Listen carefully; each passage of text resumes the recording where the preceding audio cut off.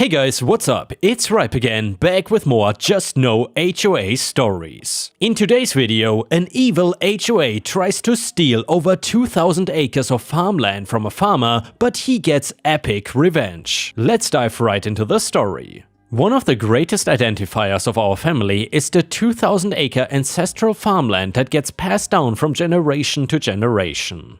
Usually, the property gets passed down to the oldest child, which has happened since the 1900s. When my father passed away, it was my turn to inherit the farm and all the practices that came with it. There were plenty of trees that had to be harvested seasonally and farm animals that had to be catered to and fed properly. As long as I can remember, we had a few cows, pigs, chickens, and even a goat. So with this farm, my dad was able to start his own dairy. So while I was off to a great college to study economics, my dad did everything himself. From feeding and milking the cows to making butter in the evening with one hand and making milkshakes with the other. My dad had been a dairy farmer for more than 3 decades and is more than half of the reason why the property is worth so much. When he passed away, even the cows seemed sad. However, it was my mother who mourned him the most. I moved in with her into the huge mansion that was also part of the farm when I inherited it. She always told me the biggest mistake my father made was selling 50 acres of the property to a businessman who was acquiring as much property as he could to build a bunch of small houses and then created a gated community. He had used the money he got from selling a small part of the land to kickstart the dairy business. I did not understand why my mother thought it was such a bad idea, considering the fact that our dairy farming boomed after this, but soon I found out exactly what she meant by this. So, the following year, that businessman completed his construction and formed a homeowners association for the large number of similar-looking houses he had built and then sold to various people. The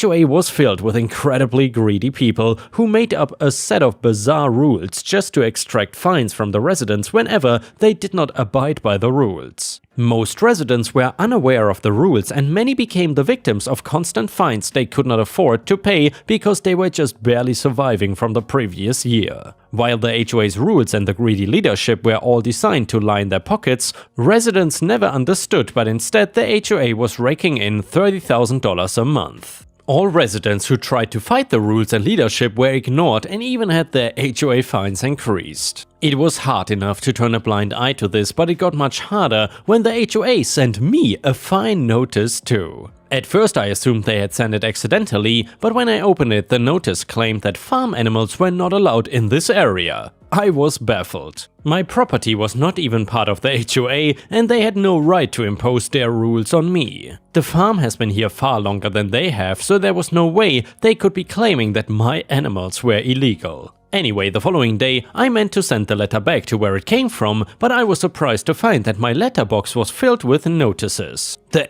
HOA was trying to slap various fines on me, and each fine's amount got higher than the previous one. Their accusations ranged from badly maintained lawns to the wrong house color to ill treatment of pets. Just when I was starting to think that someone had to remind them that I'm not part of their association, I found the most ridiculous accusation so far. They wanted me to pay an insane amount for not signing the agreement to come under the jurisdiction of the HOA. It turns out they did in fact know that I am not part of the HOA, but they just decided to pretend that I am. If they were going to make decisions on their own without even informing me, I figured I could just do the same. I tossed all the notices in the trash and went about my day. I was not part of their extremely useless association, and I was not about to let them bother me about it. The following week was relatively normal and I did not hear anything from the HOA. My mother was still pretty worried that they would do something else to coerce me into signing up with them, but I was not too concerned. I thought to myself that there's not much they can do apart from sending me mails that I just end up ignoring. Turns out I was wrong and there was a lot more they were willing to do just to get me to bend to their will. We started finding poisoned dog treats on our property. I'm assuming they were thrown there by the HOA because they thought our dog would eat them and get sick, but sheep dogs are known for being smart. There's no way our dog would eat rotten meat laying around on the floor. Things got concerning when the meat that was thrown looked perfectly normal to our eyes, but the dogs still avoided them. I knew immediately that it must have been poisoned. If they had ended up ingesting it, it might have been the last meal they had and we would have had no evidence to at least get justice. It terrified me that if they tried doing the same thing with any other animal's food, the animal might have actually eaten it. Our farm ran primarily due to the animals, and more importantly, they were all part of our family now, and losing any of them would be absolutely devastating. I knew I had to counter this. We've never had to care much about security because this has been a safe neighborhood for so many years. My mother was really sad this had changed, but it was about time I started to actually lock up our gates. Children would usually come to the farm to see the animals and play with them, but all of this now had to stop. I was hoping the harassment from the HOA would cease soon so things could go back to the way they used to be. Once I started locking up the gates, the mysterious dog treats stopped showing up. Just when I started to let my guard down, my wife rushed into the living room to tell me one of our cows was choking. I ran out to the place where they usually graze. The entire place was littered with tiny plastic wrappers. With great difficulty, I managed to save the cow that was choking on one of the wrappers and took her to the vet just to ensure that she was okay. Meanwhile, my wife and mother had to immediately send the cows back to their shed and clear the grass of all the wrappers. While leaving for the vet, I noticed that the lock on the main gate had been tampered with. Someone had deliberately littered the pastures with the intention of hurting my cows. If their motive was to only litter the place, they wouldn't have gone to the trouble of finding only small plastic wrappers that the cows would not be able to avoid. I was furious. These cows and the dairy farm were my father's legacy. I couldn't just let somebody destroy it out of greed.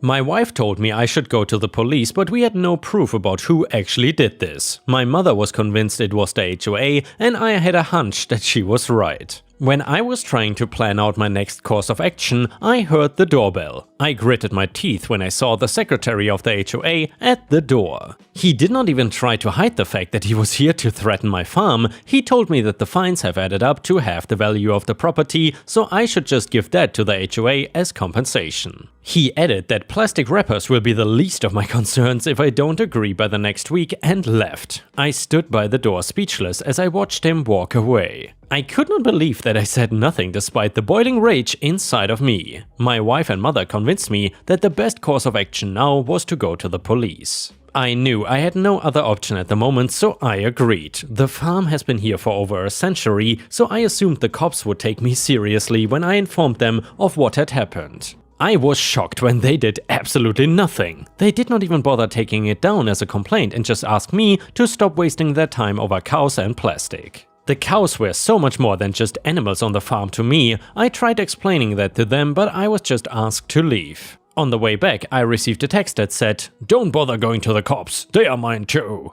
I kicked myself. Of course, the association paid the cops. There was no way they would have the audacity to break into people's houses and vandalize their property if they did not pay off the police. I realized the only way to fight this was legally, even though that meant it would be a huge process. The only way to speed up that process was to find undeniable proof of their crimes. I decided to increase the protection of my house by getting a different gate installed along with a few security cameras across the property. The renovation of the gate was pretty hard to hide, and I knew the HOA would pick on us during the construction process, but this acted as a cover to install the cameras without their knowledge. While they were focused on sending me fines for the heavy machinery that had come in to complete the gate, I got the cameras installed behind their backs. All the machinery to build the gate and renovate the walls to accommodate the new gate were parked inside my property, but according to the HOA, that was their property now. They sent the cops to come and threaten me about the illegal construction. Just when they thought they had the upper hand, I pulled out the signed permission granted by the state to construct the new gate. My wife had friends who held important posts in the mayor's office, as well as ones who were well-known advocates. Even if she didn't have these connections, it has always been easy to get permission for anything that helps with farming. It was still a dairy farm, and increasing security for the cows sounded like a valid reason for them to give me the required documents to construct. The cops could not say anything when they saw the document and were forced to leave. This infuriated the HOA, and the very next day they decided to vandalize the renovated wall and paint it in the ugliest shade of mustard. They spray painted ugly cows with bright red paint and then had the audacity to send another fine notice for vandalizing the neighborhood. The cameras had caught all of this, but the problem was that only a few of the members of the HOA were present. My wife told me that this might not be enough to get all of them, and that was the goal. Unless we managed to get the entire HOA board disbanded, it was not enough. We were not about to let them try and murder one of my cows and just get away with it. We decided to work on a backup plan and find dirt on the members of the HOA. There was clear evidence of blackmail, and multiple people who were conned into being part of the HOA were willing to testify. Just to be sure, we decided to hire private detectives to find more information on the association. Just when I was getting confident that we could win against them, the secretary decided to pay us another visit. The gate was still in its last stages of completion, so he managed to barge in. My mother told me to stay in the house and not engage him, but he grabbed our baby goat and demanded that I step out. I figured there was not much he could do since he came alone and went boldly, so I went out to confront him. He let go of the goat and shoved a document and a pen into my hands. When I glanced at it and saw that it was to transfer the property over to him, I almost laughed out loud. Before I could tell him off, he grabbed me from behind and I felt something cold press against my neck. I froze when I realized that he was holding a knife against my neck to force me to sign the document. I knew the secretary was crazy, but I didn't think that he would go this far. If I signed the document, I would lose everything, but I could no longer tell if he was bluffing about cutting me. So, luckily, I did not have to make that decision. When he was distracted by me, my mother had gotten my father's old rifle and pressed the barrel to the back of his head. Before he could process what was happening, I used this development to escape his grip. I tore the document up in front of him and asked him to leave the property immediately while the gun was still pointed at him. With great frustration, the man stormed out. We laughed about the whole situation later, as he was fully unaware of the fact that the gun did not work anymore. My mother kept the relic in remembrance of my late father, but it could no longer do any damage to anyone or anything. It almost felt like my parents still protected the farm together even after my father's passing. The most important thing was that we now had footage of the head of the HOA threatening me, along with all the evidence of tax evasion and forgery that the private detectives had acquired. All that was left was to take them to court. We spoke to the police officers that they had bribed and came to an agreement. Once they knew that the HOA was definitely gonna be in trouble, they knew that even they would be in hot water if it got out that the cops took a bribe. The police agreed to change their narrative and say that the HOA tried to bribe the cops. With the police on our side, most of the members were arrested. After the court proceedings, more than half of them were sentenced to jail and the association was unconditionally disbanded. And yeah, ripe stars, these entitled HOA Karens finally got the painful realization that you should never mess with a farmer, because if you do, something like this will happen. So if you wanna be an HOA president and harass people, just don't do it near a farmer. Because more often than not, the farmer will kick your butt. Anyway, if you enjoyed the story, please don't forget to like the video and also post some star emojis in the comments if you want to support me. Thank you so much. The next one is a story from r/ripe stories and it is titled The Return of Hugh Janus.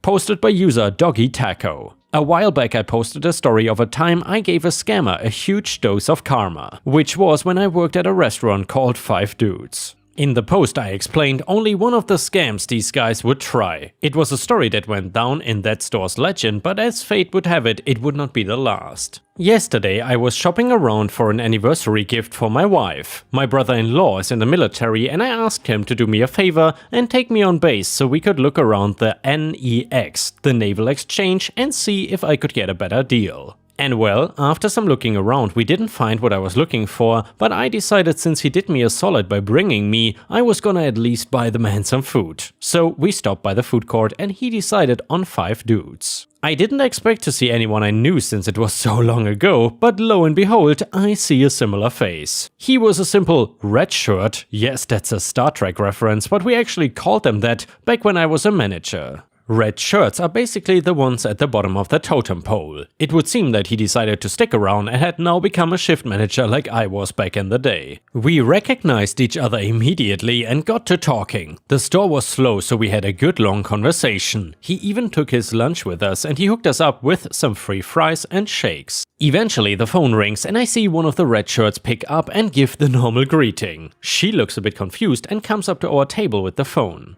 Red shirt, hey boss, some guy's on the phone but I don't speak Spanish. He said something about gift cards. The second she says this, my buddy and I lock eyes and an evil grin that would rival the Grinch creeps onto my face. He looks at me, smiles, and without saying a word hands me the phone. Now, before I go over the details of the call, I already know what you're gonna say. Really? What are the odds this would happen the day you just happen to be there? To those people I say, just how many spam calls do you get per day? If you said 0, you're a liar. Obviously, this is not some grand criminal network trying the same scams over and over. It is just some desperate people who would probably sell out their grandma for some spare cash. The name of the game with these scammers is repetition. No matter how dumb the scam is, just keep trying until it works. Probably the most infamous scam, at least when I worked at 5 Dudes, was the gift card scam. So basically, someone calls up a store and tells them they are delivering a fresh batch of gift cards and to meet them outside ASAP with payment since they have another delivery to make. I know what you're thinking, who the hell would fall for that? Well, unfortunately, such is the nature of scam calls. They don't care how many times they have to try it, eventually someone will fall for it. It was common to call the district manager as soon as you received a call like this, so they could warn other stores since they would try to canvass as many stores as possible in a single day. Basically, the sooner you call to warn everybody, the better chance you had to protect your store. At least that was the theory. Without fail, you would hear of at least one store every month or so falling for this scam. My buddy calls the district manager while I keep the guy busy. Me, hello, this is 5 Dudes, how can I help you? Scammer, hola compa, ¿hablas español? Me now in Spanish, of course, how can I help? Scammer, hey listen, I have an order for $200 worth of gift cards out here. Anyway, you can come pick them up, right? I'm in a hurry. Me, oh? $200? Well, I guess just meet me in the parking lot and I will bring out the cash. Scammer, are you sure? There's a gate out here. Will they let me in? Of course they will. Just tell them that you're here to speak with the manager. Scammer, okay, what's his name? It is at this point that my mind went through an entire encyclopedia of Simpsons episodes. So many choices, but what to pick? Amanda Hump, Harry Johnson, Dang Lin Wang, Luke at my ass. So many choices, but at that moment I figured why not bust out an old legend for one last ride. Me, my first name, Huge. Last name, Janus. He is a gringo. Scammer, huge anus. Okay, thanks. He then hangs up the phone. I raise my hands in triumph and at this point I see most of the red shirts have gathered by the registers and have been listening in. Everyone bursts into confused laughter, not really understanding what just happened, so my buddy explains the legend that is huge anus. We all had a laugh for a bit and about a minute later, the phone rings again. My buddy, now beaming with excitement, answers it. Buddy, 5 Dudes, how can I help you? Guard, I have someone at the gate claiming you gave him permission to enter the base for some reason. And you know that's not allowed. I cannot just let someone on a military base just because you said it was okay. Buddy, oh, I'm sorry, but I have no idea what you're talking about. Who did he say he was here to meet? Guard, one moment. Oh, is your name Huge? Buddy, no, my name is Buddy. Why? Guard, are you the manager? Buddy, yes I am. I'm sorry but I'm confused. What's going on? Guard, no need to worry. The issue is being resolved. Have a good day. With that ominous statement, we immediately ran outside the food court where we had a somewhat clear view of MP vehicles swarming some poor Toyota Corolla and a very confused man in handcuffs. In case you're wondering, attempting to sneak onto a military base is a rather big no-no. I'm not sure if it's worthy of jail time, but I know you can get yourself a decent fine somewhere around 500 bucks. My buddy then calls all the red shirts back inside and me and my brother-in-law finished our food. If you are wondering why such an aggressive response for something seemingly small, well, aside from it being standard procedure to detain someone in this case, some MPs don't have much to do, so when they get the chance to act, boy do they get excited. At least that is how it was at this particular base. In any case, another scammer gets what he deserves and I can only hope that he learned a valuable lesson. Never mess with a huge Janus. And the next one is a little saga about a couple of awful entitled neighbors from hell. I live with my parents in the UK in Yorkshire and we don't exactly live in the quietest of places. There is always a garden and house party happening somewhere or a screaming match happening in the street. That is entertainment sometimes, so we will let that slide. However, for the past 5 years our next door neighbors have been an absolute nightmare. When they first moved in, it was a couple and their 4 children, ranging from ages 11 to newborn, and the noise started more or less straight away. But we did not say anything, as we knew it must have been difficult to move houses with 4 young children, so we made friendly interactions. They are pleasant enough to talk to, and we have not had any crossed words. But it has now been 5 years and around a dozen different complaints to the local council, who won't do anything because that would actually require them to work. People's patience is obviously a little short now with quarantine and the country being on lockdown, but there are some days where it is just too much. It starts with little things like putting their dog in the front garden at 7 AM and letting him bark and howl, and they just blatantly ignore him for hours on end. They will have their TV at an unnecessary volume and then they will play music over that. To the point that where you can feel the vibrations on the other side of the house, and then they will try to have a conversation over the top of that. There was a spell where they had endless parties, including an all-night party for their 1-year-old that started at 5 PM and was finally stopped by the police at 4 AM. Bear in mind that the 1-year-old whose birthday it was crying upstairs all night and no one checked on her. When it was first announced that the country was going onto lockdown, my dad and I were notified that we were required to work from home. He works for the government, so his work is extremely important, and I work for a large theater company, all of whose theaters closed without notice, leaving thousands upon thousands of tickets to be refunded and rescheduled.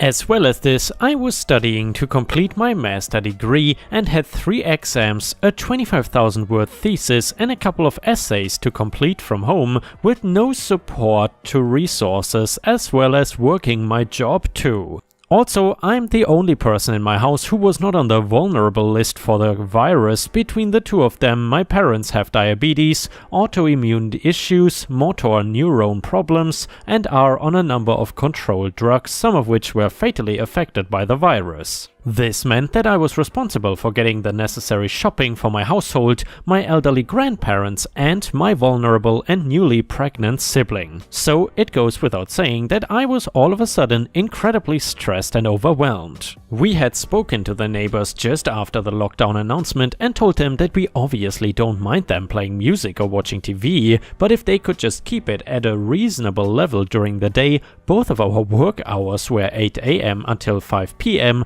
and the wife was very pleasant and promised that she would make sure they kept it down, and even said that her kids were not allowed outside the front gate out of fear of the virus. This lasted for about 2 weeks, and just when we thought this lockdown period would be okay, things just went back to how they were before. It's worse at night because their 4-year-old daughter just dominates the house, charging around the house all hours of the night. No exaggeration, but sometimes it sounds like a herd of elephants charging around. She will scream and cry and shout for hours, and there does not seem to be anyone trying to tell her to stop or calm her down if she's upset. The 3 boys will be playing on their consoles all night, and their TV must be fitted to their wall, which I just so happen to share, and all you can hear is the game audio and then their screaming and shouting. The music has slowly started to creep back on, getting earlier and earlier every day, and now it is at a point where the music will turn to at 11 AM, and we have to repeatedly knock and ask them to turn it down,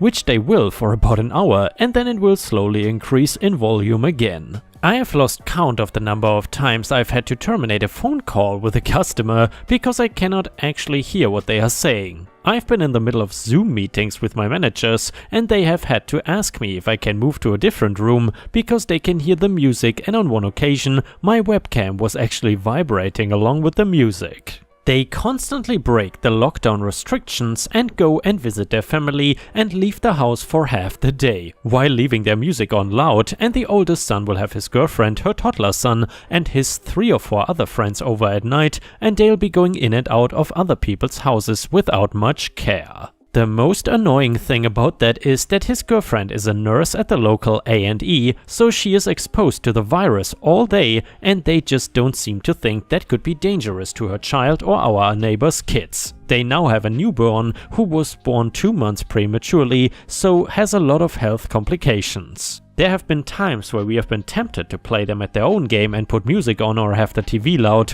but we are not that petty and we don't want to become a bad neighbor for someone else. This post serves more as a rant and vent because clearly talking to the neighbors and the council has proven useless. Also, I recently started my recruitment process to join my county's police force, so obviously this kind of disturbance is not ideal, especially if I'm going to be working 12 or 13-hour shifts day and night. And so I am currently looking to move into my first home by myself, and I'm going to make sure that there aren't any neighbors like them around before I move. There have been times where we've been tempted to play them at their own game and put music on or have the TV loud, but we are not that petty and we don't want to become a bad neighbor for someone else. This post serves more as a rant and vent because clearly talking to the neighbors and the council had proven useless. I have recently started my recruitment process to join my county's police force, so obviously this kind of disturbance is not ideal, especially if I'm going to be working 12/13-hour shifts day and night. And so I am currently looking to move into my first home by myself, and I'm going to make sure that there aren't any neighbors like them around before I move. Update number 1 to the story. Update from my previous post. After finally having enough of not being able to even have a half day's work and the council not doing anything to help us, I decided to have a polite conversation with my neighbor, which basically went like this. Me, I don't have any issues with you playing music or your kids playing outside, but all we ask for is that you keep it at a reasonable level. Some of us are trying to work from home and it's making it hard to get anything done.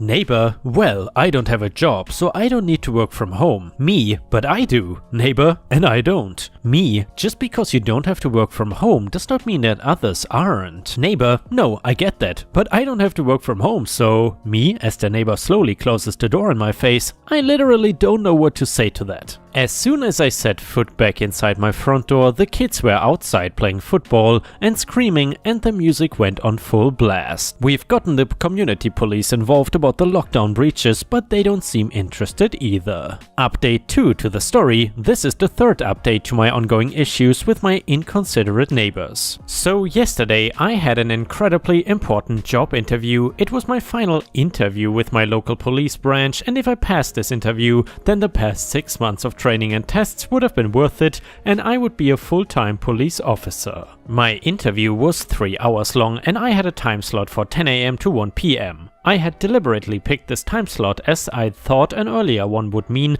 there would be less chance of noise from any of my neighbors. 7:30 AM, next door neighbor's music is on full blast, no warning, so I was already startled from a rude awakening. This came after not being able to get to sleep until 3 AM because the same neighbors were having a party. Less than 4 hours sleep and a 3-hour interview coming up. Safe to say I was not amused, however I thought that I would give them the benefit of the doubt and give them time to turn it down. It got to 9 AM and it was still going, and now the kids were screaming and running around outside, having to shout louder than the music just to be heard. So I sent my neighbor a text just politely asking them to turn the music down, not off, as I had my interview in an hour. It got to 9:30 AM and I had no reply, and the music was steadily getting louder. So I went and knocked on their door, and of course they could not hear me above the music, so I had to knock on their window and more or less felt like I was invading their home. The wife answered, the same woman I text, and she was oblivious to the fact that I had texted her, and unbelievably, she did not seem to think anything was wrong with the level of music. I asked if she would turn the music down, and she said that she would, but if she could not stop her partner from turning it up again if he wanted to,